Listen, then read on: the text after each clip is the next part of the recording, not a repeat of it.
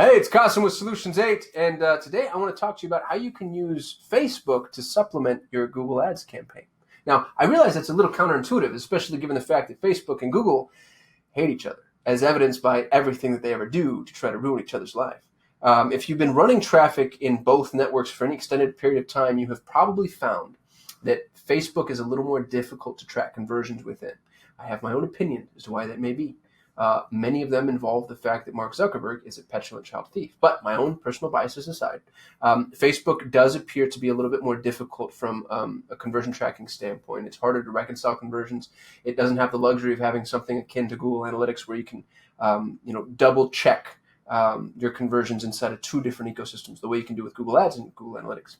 Facebook also, for some reason, appears to strip tracking codes. So if you're using Analytics or True Conversion or Hotjar or Wicked Reports or any third-party system, you'll notice that, especially if somebody's pulling up Facebook inside of a mobile app, if they're clicking through on your ads, you're not always going to be able to track those sessions. Now, this is a problem, and it's a problem because when you're running both networks at the same time, they will both begin taking credit for conversions, and oftentimes with merit. So, let's say using round numbers that you sold 100 products this month, and you jump into Google. Google's going to say, well, we sold 70 of them. And then you jump into Facebook, and Facebook's going to say, well, we sold 70 of them. And now you have, a clear overlap, and you don't necessarily know where the conversion path is legitimate. So chances are the person who made this purchase was probably exposed to ads on both networks. And it can be very difficult to, in a silo, determine where the first click was, what additional attributions to provide, what the last click was, etc. So I'm bringing all that up to say that there is a risk to running Facebook in conjunction with Google, and that risk is it's difficult to track the efficacy. What I recommend people do is to run Google Ads first, standalone, and then you get a really good sense as to how your campaign's functioning. And then you can layer Facebook on top of that, and then whatever increased conversions you see, you can just chalk that up to a conversion lift. However, one really good pro tip, if you don't mind the misuse of the term, such an annoying thing, isn't it, right? Pro tip, here's a hack. One strategy that I'd recommend using is Facebook remarketing. So you can run remarketing campaigns in Facebook and Instagram.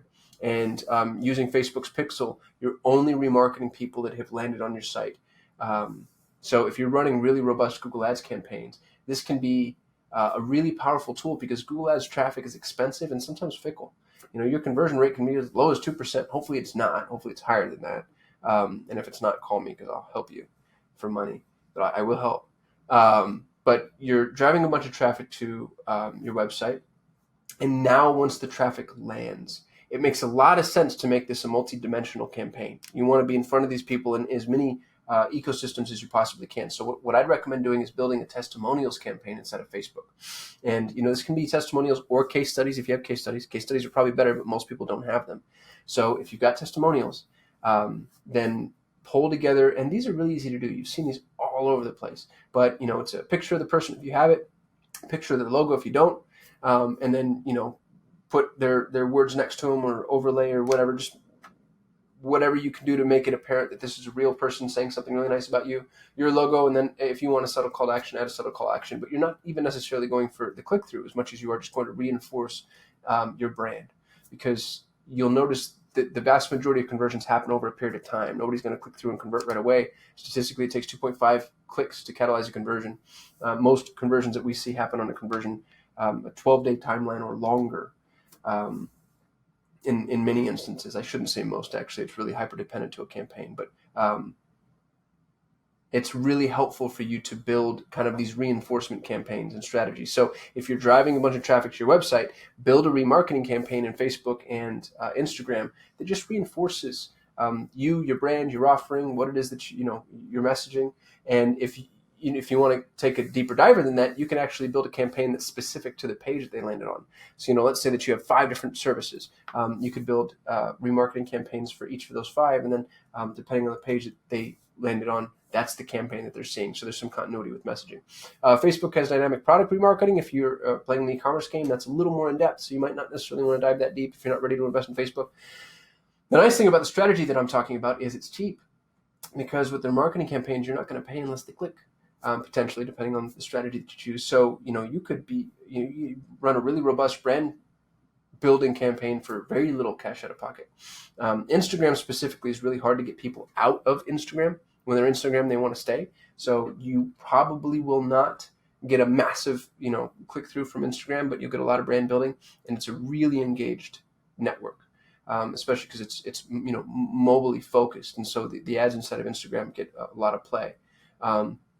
Facebook obviously has massive mobile basis, but the ad management network there is very multifaceted depending on where your placement is assigned. So Facebook, you could get more click through.